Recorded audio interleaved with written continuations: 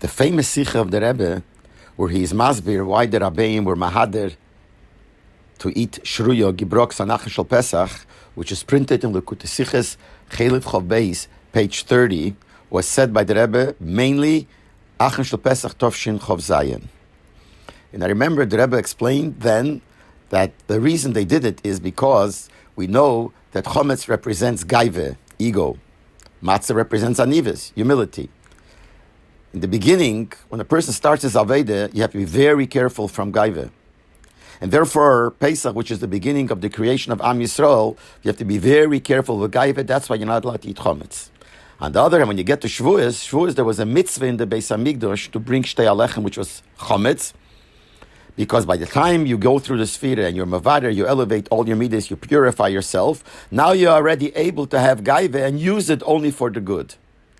So the Rebbe said that Achroin Shel Pesach, which is the 7th day of Sfira, so by the time we get to the meal, we already counted the last of the 7 of the first week, so you already been mevarer all the details of the first midah of Chesed, which is the foundation of everything. So already we have a certain level of purity, and therefore we already could take a chance of the union of gaive. And therefore we can't eat Chametz, but we could eat already, and we should eat something which is a remez and a shayches somehow to the union of Chametz. Just like Shavuos, there's a mitzvah to have the Chametz in the Beis Hamikdash, there's a hidur to eat Shruya, which is echshash Chametz on Achroin Shel Pesach. I remember we were standing by the Fabrengen, and the Rebbe explained this whole thing. It was a very, very gishmak sicha.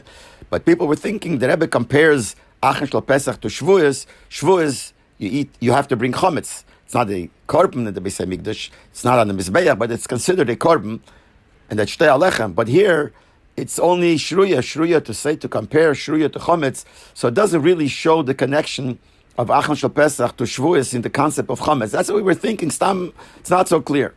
So at the end of the Fabrengen, the Rebbe said, behemshech to what he explained before, Benegeye being Mahader in Shruya Achroin Shel Pesach, the Rebbe said that we even find more. We find the connection of real Chametz to Achroin Shel Pesach. There's a din in Shulchan Aruch, the Rebbe says that if a person continued his Suda of Achroin Shel Pesach, he started before the Shkia, went in late into the night, he's allowed to eat Chametz because it's already after the Zman when Pesach is over. Even though when he benches, he's going to say in benching Chag HaMatzos Hazeh. Since he washed before the Shkia, when it was still Pesach, so when he benches, he will say Chag HaMatzos Hazeh. That means that this whole Suda, till the benching, is still called Chag HaMatzos, it's still Achroin Shel Pesach, and nevertheless, you're allowed to eat Chametz then.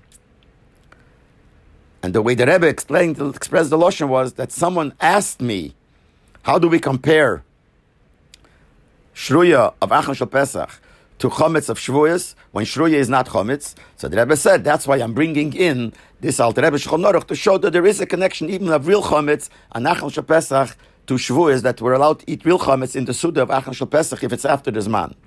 And then the Rebbe said with a smile that why didn't he say this before when he explained this whole thing? Why did he wait till the end of the Fabrengen? He said, because if I would say it before, I'm afraid people would bring to me Chametz. That's the Lashon he used. People would bring Chametz to me.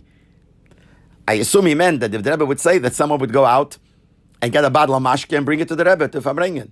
So the Rebbe especially waited till the end of the Fabrengen to say it, and right after that, he went to bench, etc., etc.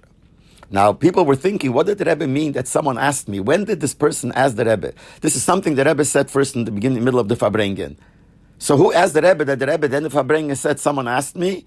And this is the answer that we do find the connection of Chametz to Achroin Shel Pesach, and he brought the Alter Rebbe Shulchan Aruch. I don't think anybody walked over to the Rebbe in the middle of the Fabrengen and asked him this question.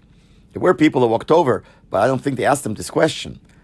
Unless the Rebbe meant that he said this inyan once before, and then after the Fabrengen someone asked him, or after Yechid or something, I don't think so. Didn't sound like it.